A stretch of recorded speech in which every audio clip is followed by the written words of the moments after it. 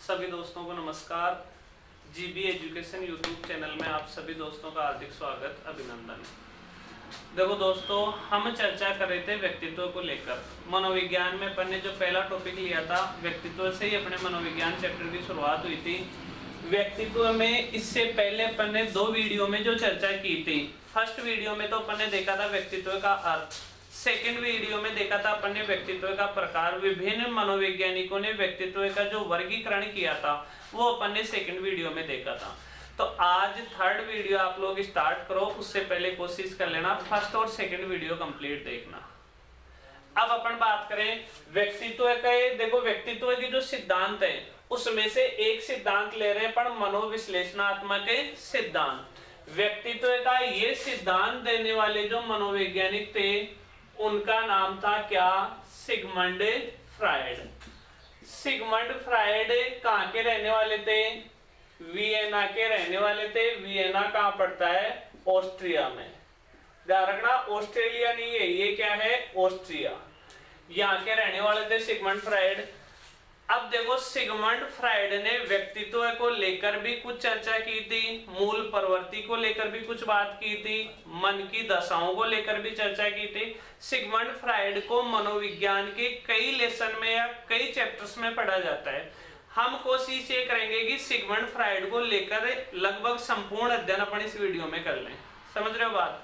तो Sigmund Freud ने जो चर्चा की थी अपने किस सिद्धांत के तहत? मनोविश्लेषणात्मक सिद्धांत के तहत। सबसे पहले अपन देखेंगे मन को लेकर। सिगमंड फ्रायड ने मन या मस्तिष्क, देखो मनोविज्ञान में मन या मस्तिष्क एक ही चीज है, दिल दिमाग से मत लेना इसको, एक ही बात है। मन की सिगमंड फ्रायड ने 3 दशाएं बताई। मन की कितनी दशाएं बताई थी? सिगमंड फ्रायड ने 3 दशाएं बताई थी। कौन कौन सी बताई वो अपन चर्चा कर लेते हैं। मन की 3 दशाओं में सिगमंड फ्रायड ने लिया कौन सा मन? 1 नंबर पे लेंगे अपन चेतन मन। दूसरी मन की सिगमंड फ्रायड ने जो दशा बताई वो है कौन सा? अर्ध चेतन मन। और तीसरा जो है वो कौन सा मन है? अचेतन मन। चलो तीनों के बारे में अपन देखें। सिगमंड फ्रायड ने बताया कि मस्तिष्क का 1/10 भाग तो क्या होता है? चेतन मन होता है, और मस्तिष्क का 9/10 भाग क्या होता है? अचेतन मन होता है। हम ये कह सकते हैं कि हमारे मन या मस्तिष्क में 10% तो क्या होता है? चेतन मन होता है, और 90% क्या होता है? अचेतन मन होता है। इसका मन या मस्तिष्क में कोई भाग नहीं होता। इन दोनों के बीच की अवस्था ही क्या कहलाती है? अर्धचेतन मन कहलाती है। अब देखो इसका अर्थ क्या होता है, एक-एक करके अपन देखें। मैं आपसे एक प्रश्न पूछूं, भारत के प्रधानमंत्री कौन है? लगभग हाथों हाथ आपका आंसर आ जाएगा, भारत के प्रधानमंत्री श्रीमान नरेंद्र मोदी। मैं आपसे पूछूं भारत के राष्ट्रपति कौन है? आप शायद हाथों हाथ आंसर दे दोगे, भारत के राष्ट्रपति हैं श्रीमान रामनाथ कोविंद। तो ये क्योंकि आपने हाथों हाथ आंसर क्यों दिया? क्योंकि ये सारी चीजें आपकी जागृत अवस्था वाला जो मस्तिष्क है ना उसमें संग्रहित है। तो मस्तिष्क की जागृत अवस्था में जो कुछ भी संग्रहित होता है उस संग्रहित भाग को क्या कहते हैं अपन? चेतन मन। तो एक लाइन में आप इसको याद रखना, चेतन मन क्या होता है? मस्तिष्क की जागृत अवस्था। चेतन मन का मतलब क्या हो गया? मस्तिष्क की जागृत अवस्था। समझ गए बात? उदाहरण देके मैंने आपको समझा दिया है। हमारे मस्तिष्क में जो कुछ जागृत अवस्था में रहता है, जिसको पूछने पर अपन हाथों हाथ उसका जवाब दे देते हैं, इसका मतलब वो हमारे मस्तिष्क की जागृत अवस्था में, वह मस्तिष्क के कौन से भाग में माना जाता है? वह मस्तिष्क के चेतन भाग में माना जाता है। अब उसके बाद में पहले अपन चर्चा करेंगे कौन से मन की? अचेतन मन की। जो भी हमारे बुरे अनुभव हैं, जो भी दुखदायी बातें हैं, जिनको हम भुलाना चाहते हैं, वो कौन से मन में रहती हैं? अचेतन मन में रहती हैं। दोबारा सुनना, जो भी आज तक हमारे बुरे अनुभव रहे हैं, क्योंकि बुरे अनुभव हमेशा व्यक्ति बुलाना चाहता है। हो सकता है किसी बच्चे के किसी एडल्ट को ही मान लो, एडल्ट ने किसी बालक ने कोई मेले में कोई ऐसा काम कर दिया जिसकी वजह से भीड़ ने उसकी पिटाई कर दी। अब ये उसका बुरा अनुभव है, क्या व्यक्ति उस अनुभव को याद रखना चाहेगा? नहीं याद रखना चाहेगा। कोई दुखदाई बात है, कोई दुखद बात है, जैसे अपने किसी मिलने वाले का या कोई अपना कोई खास है उसका कोई देहांत हो गया, उसके साथ कोई दुर्घटना हो गई, हम ऐसी बातों को भुलाना चाहते हैं। ये कौन सी बातें हैं? ये दुखद बातें हैं, तो इनको अपन भुलाना चाहेंगे तो ये कौन से मन में जाएंगी? ये अचेतन मन में जाएंगी। तो इसका मतलब समझना, बुरे अनुभव, दुखद बातें या अतृप्त इच्छाएं, ऐसी इच्छाएं जिनकी पूर्ति नहीं हुई है, वो कौन से मन की विशेषता होती है? वह अचेतन मन की विशेषता होती है। इसमें जो भी कार्य होंगे ना, जो भी हमारे बुरे अनुभव, जो भी हमारे लिए दुखदाई बातें, जो कोई ऐसी इच्छा जो हमारी पूरी नहीं हुई, वह इच्छा कौन से मन में रहेगी? अचेतन मन में रहेगी। जो कंप्लीट मस्तिष्क का कितना भाग होता है? 90% या 9/10 भाग होता है। समझ के बात। अब आगे सुनना। कई बार हम पेपर देने बैठते हैं, कोई क्वेश्चन हमारे सामने, कंपटीशन एग्जाम का अपन एक उदाहरण लेते हैं, पेपर देने अपन बैठ गए, पेपर में कोई क्वेश्चन आ गया, उस क्वेश्चन के बारे में अपन सोच रहे हैं कि यार अब ये भी याद था, कहाँ पता नहीं, याद नहीं आ रहा, थोड़ी देर पहले तक याद था, इसका आंसर ये होना चाहिए। मतलब कई बार अपन किसी पर्सन को लेकर बहुत ज्यादा कंफ्यूज हो जाते हैं, मतलब याद था लेकिन अब याद नहीं आ रहा। समझ रहे हो बात? ऐसी परिस्थिति हमेशा चेतन और अचेतन मन के बीच की परिस्थिति होती है, जिसका नाम है कौन सा मन? अर्धचेतन मन। इसमें पढ़ लेते हैं, याद की हुई बात को भूल जाना, अटक जाना, हकला जाना आदि कौन से मन की विशेषताएं? अर्धचेतन मन की विशेषताएं हैं। तो इसको देखना, याद की हुई बात को भूल जाना, या कह सकते हैं अपन अटक जाना या हकलाना, ये कौन से मन में आती है? ये आती है अर्धचेतन मन में। समझ गए? 3 मन के बारे में बताया किसने? सिगमंड फ्राइड ने। अब देखो, सिगमंड फ्राइड ने इसका एक उदाहरण दिया, ये मेरा उदाहरण नहीं है, अब जो मैं उदाहरण दे रहा हूं वो खुद सिगमंड फ्राइड द्वारा दिया गया उदाहरण है। फ्राइड ने मन की तीनों दशाओं को समझाने के लिए उदाहरण दिया था किसका? बर्फ के टुकड़े का।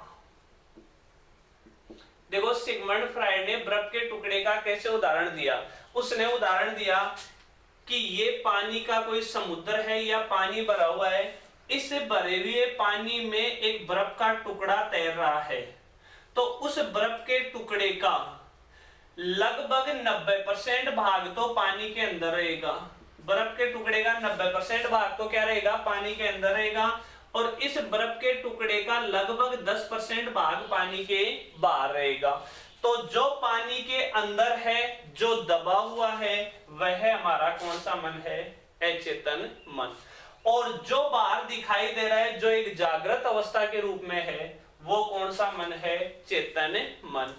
अगर पानी हिलोरे लेगा तो इस बर्फ का कुछ हिस्सा कभी बाहर आएगा, कुछ हिस्सा कभी अंदर जाएगा, तो पानी के हिलोरे लेने की वजह से बर्फ का जो हिस्सा ऊपर नीचे होता रहता है, वह कौन सा मन होगा? अर्धचेतन मन। समझ गए? तो मन के बारे में संपूर्ण चर्चा अपनी किसको लेकर हुई है? सिगमंड फ्राइड को लेकर हुई है। अब आप चाहो तो इसका स्क्रीनशॉट ले लेना, जो भी मन के बारे में सिगमंड फ्राइड ने बताया वो कंप्लीट बातें मैंने आपको बता दी है।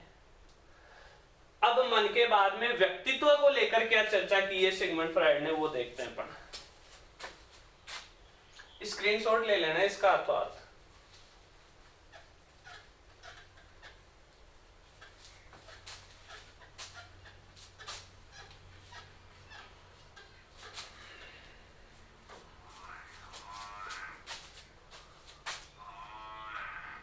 पहले मन को लेकर चर्चा हुई थी, अब अपन चर्चा करेंगे किसको लेकर, व्यक्तित्व को लेकर।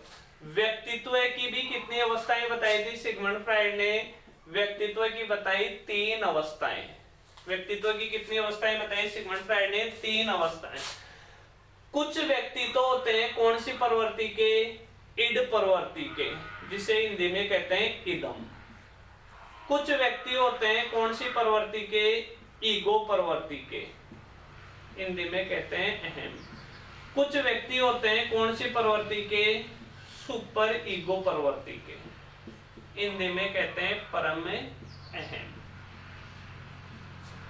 ये व्यक्तित्व के 3 अवस्थाएं या 3 प्रकार बताए थे किसने, सिगमंड फ्राइड ने। समझ के बाद अब इसमें से देखो ज्यादातर अपने से पूछने की संभावना होती है, एक उदाहरण एग्जाम में आता है, उदाहरण के माध्यम से पूछा जाता है कि यह उदाहरण किस प्रकार के व्यक्तित्व का है। तो मैं आपको एक छोटा सा एग्जाम्पल दे देता हूं, उसके आधार पर हो सकता है एग्जामिनर और कई एग्जाम्पल बना ले। तो चलो एक उदाहरण देता हूं। एक बालक रहता है, वह मिठाई की दुकान पे जाता है। अब जब वह बालक मिठाई की दुकान पर जाता है तो मिठाई की दुकान पर वह तरह तरह की मिठाइयां देखता है और उसके मुंह से लार गिरना प्रारंभ होती है और वो सोचता है यार ये मिठाई तो खाऊं। बालक ने मिठाई उठाई, 2-3 मिठाई उठाई और खाने लग गया। उसने ये नहीं सोचा कि यार अपनी जेब में पैसे भी नहीं है और दुकान वाले से बिना पूछे अपन मिठाई उठाकर खा रहे हैं, कुछ भी नहीं सोचा उसने। उसने तो डायरेक्ट मिठाई उठाई और खा ली, खत्म काम।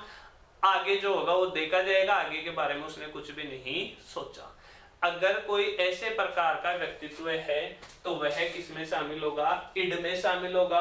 और इड प्रकार का व्यक्तित्व जिसका होगा वो हमेशा केवल खुद के सुख के बारे में सोचेगा। इसलिए इस सिद्धांत को कहते हैं कौन सा सिद्धांत, सुखवादी सिद्धांत। समझ गए बात। अब दूसरे का अपन उदाहरण लेते हैं। एक बालक मिठाई की दुकान पर गया, मिठाइयों को देखकर उसके मुंह से पानी आता है और फिर वो सोचता है कि यार अपन मिठाई खा लें। उसकी जेब में पैसे नहीं है, वो सोचता है कि मिठाई खा लें, लेकिन फिर उसके दिमाग में बात आता है कि यार मिठाई खा लेंगे, अपने पास पैसे भी नहीं है, दुकान वाला अपने से बर्तन धुलवाएगा और यहाँ बिठा लेगा कि बेटा पैसे दे के जा या ये सारे बर्तन धो के जा, इसलिए मैं तो मिठाई नहीं खाऊंगा। तो ये कौन से में आएगा, ईगो वाले में आएगा। पहले वाले बालक ने तो आगे पीछे की बिल्कुल सोचे बिना डायरेक्ट गया, पैसे भी नहीं थे फिर भी मिठाई खा ली। इसकी भी मिठाई खाने की इच्छा हुई, लेकिन ये वास्तविकता को समझ गया कि भाई वास्तविकता को कैसे समझ गया, मिठाई खाएंगे तो भाई दुकान वाला अपने को जबरदस्ती यहाँ रखेगा, कहेगा कि भाई पैसे दे जा, खुद चला जा, वरना उससे पहले मैं तेरे को नहीं जाने दूंगा। वास्तविकता को समझने के कारण इसे कहा जाता है कौन सा सिद्धांत, वास्तविक सिद्धांत। समझ गए बात। तीसरा, एक कोई व्यक्ति मिठाई की दुकान पे गया, मिठाई की दुकान पे जाते ही वो व्यक्ति सोचता है कि यार ये मिठाई अपनी नहीं है, इन मिठाइयों पर अपना कोई अधिकार नहीं है। अगर अपनी मिठाई होती तो खा लेते, लेकिन ये दूसरे की मिठाई है, दूसरे की मिठाई पर अपना कोई अधिकार नहीं है, इसलिए मुझे खाने की कोई अनुमति यहाँ नहीं है। मतलब उसके दिमाग में ही नहीं आई खाने वाली बात। इसका मतलब उसका व्यक्तित्व कैसा है, आदर्श व्यक्तित्व है और उसमें आएगा कौन सा, सुपर ईगो। इसे कहते हैं कौन सा सिद्धांत, आदर्शवादी सिद्धांत। समझ गए बात। अब मैं आपको एक उदाहरण देता हूं, उस उदाहरण के आधार पे बताना। एक लड़का मोटरसाइकिल से कहीं जा रहा था, उसने एक जामुन का बगीचा देखा। दोबारा सुना उदाहरण। एक लड़का मोटरसाइकिल से कहीं जा रहा था, उसने जामुन का बगीचा देखा, वह बगीचे में कूदता है और जामुन खा लेता है, उसका व्यक्तित्व है। बताओ तीनों में से कौन सा है, उसका व्यक्तित्व होगा कौन सा, इड वाला व्यक्तित्व है। समझ गए। अगला एक क्वेश्चन के रूप में उदाहरण दे रहा हूं। अगला उदाहरण सुनना। एक बालक मोटरसाइकिल से जा रहा था, उसने एक जामुन का बगीचा देखा, उसकी जामुन खाने की इच्छा हुई, लेकिन फिर उसने सोच लिया कि जामुन खाने के लिए बगीचे में कूदेंगे तो हो सकता है अपनी पिटाई हो जाए, इसलिए उसने जामुन नहीं खाए। बताओ यह उदाहरण किस प्रकार के व्यक्तित्व का है? तो यह होगा ईगो प्रवृत्ति वाले व्यक्तित्व का। समझ गए? एक उदाहरण सुनना। एक बालक मोटरसाइकिल से जा रहा था, उसने जामुन का बगीचा देखा, रुका वहां, लेकिन उसके दिमाग में रुकते ही आया कि यह जामुन का बगीचा हमारा नहीं है और मेरा इस बगीचे में लगे जामुनों पे कोई अधिकार नहीं है। किस प्रकार का व्यक्तित्व हुआ? Super ego. समझ गए बात? तो ये व्यक्तित्व की तीन अवस्थाएं बताई किसने? सिगमंड फ्रायड ने। तो सिगमंड फ्रायड की मन को लेकर अपन ने चर्चा की है, व्यक्तित्व को लेकर चर्चा की है। अब तीसरी चर्चा होगी अपनी किसकी? मूल प्रवृत्ति को लेकर। मूल प्रवृत्ति के बारे में सिगमंड फ्रायड के क्या विचार थे?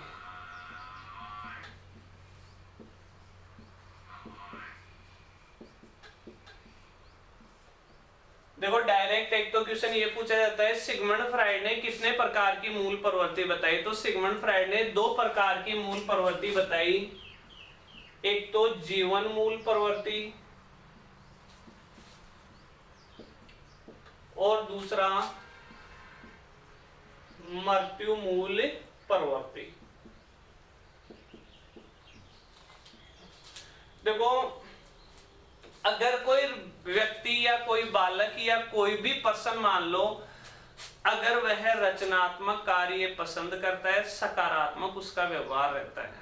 समझ गए बात? रचनात्मक कार्य करता है, सकारात्मक व्यवहार रखता है, तो उसकी प्रवृत्ति कैसे मानी जाती है? जीवन मूल प्रवृत्ति। कार्य तो कैसे? रचनात्मक कार्य करे और व्यवहार कैसा रखे? सकारात्मक व्यवहार रखे, तो उसकी मूल प्रवृत्ति कैसी मानी जाती है? जीवन मूल प्रवृत्ति। अगर कोई व्यक्ति विध्वंसात्मक मतलब तोड़फोड़ वाले कार्य करे और व्यवहार कैसा रखे? नकारात्मक व्यवहार रखे, तो उसकी मूल प्रवृत्ति कैसी मानी जाती है? मृत्यु मूल प्रवृत्ति। देखो इसमें से जो क्वेश्चन आता है ना, उदाहरण इसमें से कम ही बनने की संभावना होती है, फिर भी मैं आपको एक उदाहरण तो दूंगा। हालांकि इसमें से क्वेश्चन यही आता है जीवन मूल प्रवृत्ति और मृत्यु मूल प्रवृत्ति किसने बताई? आंसर होगा सिगमंड फ्रायड ने। या सिगमंड फ्रायड ने कितने प्रकार की मूल प्रवृत्ति बताई? आंसर होगा दो प्रकार की। जैसे दो भाई मिट्टी में खेल रहे हैं, क्योंकि छोटे बच्चे हैं तो भाई खेलना तो उनका छोटे बच्चों का काम रहता ही है। दो भाई खेल रहे हैं, एक भाई मिट्टी के घर बना रहा है, दूसरे भाई इनको तोड़ रहा है। अगर मिट्टी के घर बना रहा है उसकी मूल प्रवृत्ति तो कैसी होगी? जीवन मूल प्रवृत्ति। और जो उन घरों को तोड़ रहा है उसकी मूल प्रवृत्ति कैसी होगी? मृत्यु मूल प्रवृत्ति। समझ गए बात? तो ये दो प्रकार की मूल प्रवृत्ति किसने बताई थी? सिगमंड फ्रायड ने। सारे बीच में क्या हुआ कि ये लाइट चली गई, तो मुझे खुद को पता नहीं चल रहा है कि भाई आपको देखने में कोई दिक्कत थोड़ी है। चलो आ भी गई लाइट, सर को आने से पहले ही लाइट आ गई। चलो मूल प्रवृत्ति के बारे में चर्चा कंप्लीट। अब सिगमंड फ्रायड को लेकर अपन अगली चर्चा करें। 3 पॉइंट हो गए। स्वमोह। स्वमोह का मतलब खुद से प्रेम करना। अगर कोई बालक या कोई व्यक्ति या चाहे आप ले लो और कोई भी ले लो, खुद से कोई प्रेम करे, उसे सिगमंड फ्रायड ने क्या नाम दिया? नार्सिसिज्म। बस ये एक वर्ड याद रखना है। स्वमोह को या खुद से या स्वयं से प्रेम करने वाले को सिगमंड फ्रायड ने क्या नाम दिया था? नार्सिसिज्म नाम दिया था। क्यों दिया था? थोड़ी एक छोटी सी घटना है वो सुनना। यूनान का एक राजकुमार था, उस राजकुमार का नाम था क्या? नार्सिसिज्म। वो यूनान का राजकुमार काफी सुंदर था। जन्म के समय एक पंडित ने ये भविष्यवाणी कर दी। भविष्यवाणी क्या कर दी? वो तो दिख ही रहा था ना सामने। जन्म के समय एक पंडित ने कह दिया कि ये इतना सुंदर है कि भाई कभी इसको खुद का चेहरा भी मत दिखाना, वरना ये खुद पे ही क्या हो जाएगा, मोहित हो जाएगा। सौ मोह का मतलब खुद पे मोहित होना। तो कभी इसको दर्पण में या किसी अन्य में अपना चेहरा देखने मत देना। तो राजकुमार था, महल से सारे शीशे वगैरह हटवा दिए गए। क्यों हटवा दिए गए? ताकि कभी भी वह राजकुमार खुद की शक्ल नहीं देख पाए। एक बार क्या होता है कि वह राजकुमार थोड़ा घूमने के लिए बाहर निकल जाता है। एक नदी के किनारे वो रुकता है। अब वो उस नदी के किनारे देखता है, तो नदी के किनारे जब वो नीचे देखता है, तो नीचे देखता है इसका मतलब पानी में उसको खुद की परछाई दिखाई देती है। जब उसको खुद की परछाई दिखाई देती है तो खुद को देख के सोचता है कि वाह यार, ऐसा तो मैंने आज तक जिंदगी में इतना सुंदर लड़का नहीं देखा। देखता रहता है, खुद को देखता रहता है, खुद पे इतना मोहित हो जाता है कि उसको ये भी पता नहीं रहता है कि मैं कहाँ खड़ा हूँ। लास्ट में आके वो एकदम से नदी में गिर जाता है और उसकी मृत्यु हो जाती है। तो नार्सिसिज्म जो लड़का था किसके कारण मरा? खुद के प्रेम करने के कारण। तो सौ मोह को सिगमंड फ्राइड ने क्या नाम दे दिया?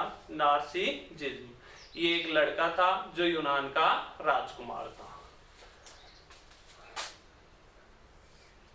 एक देखो सिगमंड फ्राइड ने कुछ ग्रंथियों को लेकर चर्चा की है। एक तो ग्रंथि बताइए कौन सी? ओडिपस। एक बताइए कौन सी? इलेक्ट्रा। ध्यान सिर्फ ये रखना आपको कि सिगमंड फ्राइड के अनुसार ओडिपस ग्रंथि तो पाई जाती है किसमें? लड़कों में। इलेक्ट्रा ग्रंथि पाई जाती है किसमें? लड़कियों में। और इस ग्रंथि के कारण ही विपरीत लिंग के प्रति आकर्षण पाया जाता है। विपरीत लिंग के प्रति आकर्षण मतलब लड़का लड़की को ज्यादा पसंद करता है, लड़की लड़के को ज्यादा पसंद करता है।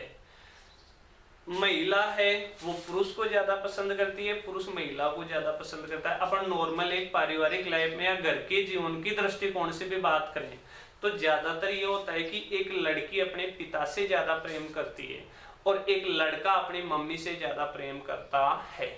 और ये क्यों होता है? यह इन ग्रंथियों के कारण ही होता है। और अपन उदाहरण लें, एक चीज बताऊं, अगर मैं किसी लड़के से पूछूं कि किसी अपने दोस्त से, लड़का है दोस्त भी लड़का ही होना चाहिए, मेल ही होना चाहिए, क्या पूरी पूरी रात फोन पे बात कर सकता है? क्या नहीं कर सकता। लेकिन लड़के से पूछूं किसी लड़की से पूरी रात फोन पे बात कर सकता है क्या? हाँ सर कर सकता हूँ, उसका यही जवाब होगा। और अक्सर होता भी है भाई ऐसा। तो इसका मतलब विपरीत लिंग के प्रति क्या पाया जाता है? आकर्षण पाया जाता है। उस आकर्षण का कारण क्या होता है? ये ग्रंथियां होती हैं। साइंस में आप कभी भी इन ग्रंथियों को खोज करने की कोशिश मत करना, क्योंकि सिगमंड फ्राइड ने ये जो ग्रंथियां बताई हैं ये काल्पनिक ग्रंथियां हैं, अपने शरीर में कहीं मौजूद नहीं होती। बस आपको ये ध्यान रखना है कि इन ग्रंथियों के कारण ही विपरीत लिंग के प्रति क्या पाया जाता है? आकर्षण पाया जाता है। अगला अपन चर्चा करें, एक वर्ड लें, चलो इसी में लिख देते हैं, लिबिडो। देखो सिगमंड फ्राइड ने प्रेम, स्नेह कह दो या काम प्रवृत्ति को क्या कहा? लिबिडो कहा। बस क्वेश्चन तो आपके यहीं से बनता है, इसमें कोई कंसेप्ट वाला क्वेश्चन नहीं है इस लाइन में, बस डायरेक्ट क्वेश्चन। सिगमंड फ्राइड ने प्रेम, स्नेह व काम प्रवृत्ति को क्या नाम दिया? लिबिडो नाम दिया। हम किसी से प्रेम करते हैं या फिर जो भी सेक्सुअल बिहेवियर होता है उसको क्या नाम दिया? लिबिडो नाम दिया। और सिगमंड फ्राइड ने यह भी कहा कि लिबिडो एक जन्मजात और स्वाभाविक प्रकृति होती है, अगर इसका दमन किया जाता है तो इससे व्यक्ति कुसमायोजित हो जाता है। समझ गए? लास्ट अपन सिगमंड फ्राइड में एक और चर्चा करेंगे, 7वां पॉइंट लेंगे, वो है, इसका स्क्रीनशॉट लेते जाना साथ ही साथ ही।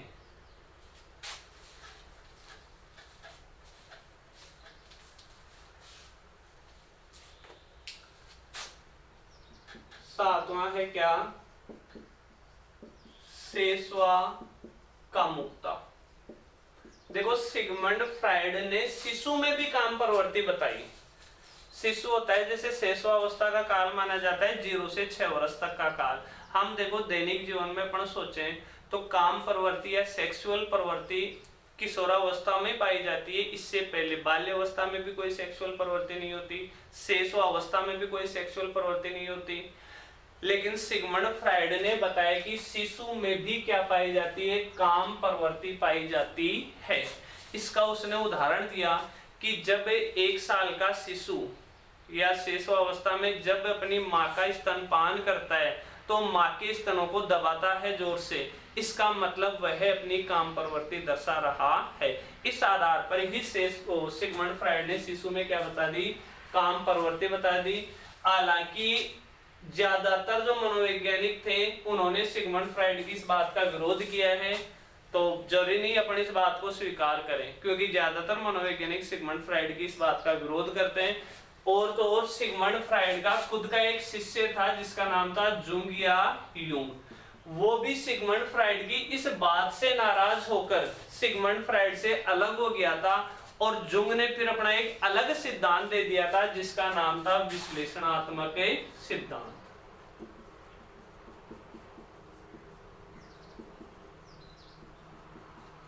तो मनोविश्लेषणात्मक सिद्धांत होता सिगमंड फ्राइड का, और इसके शिष्य जुंग का सिद्धांत था विश्लेषणात्मक सिद्धांत। और जुंग का अलग होने का कारण भी क्या था, सिगमंड फ्राइड द्वारा दिया गया यह सिद्धांत। इसमें कोई क्वेश्चन नहीं बनता, सिर्फ एक छोटा सा प्रश्न यही है, शैशवा कामुकता का सिद्धांत किसने दिया, सिगमंड फ्राइड ने दिया।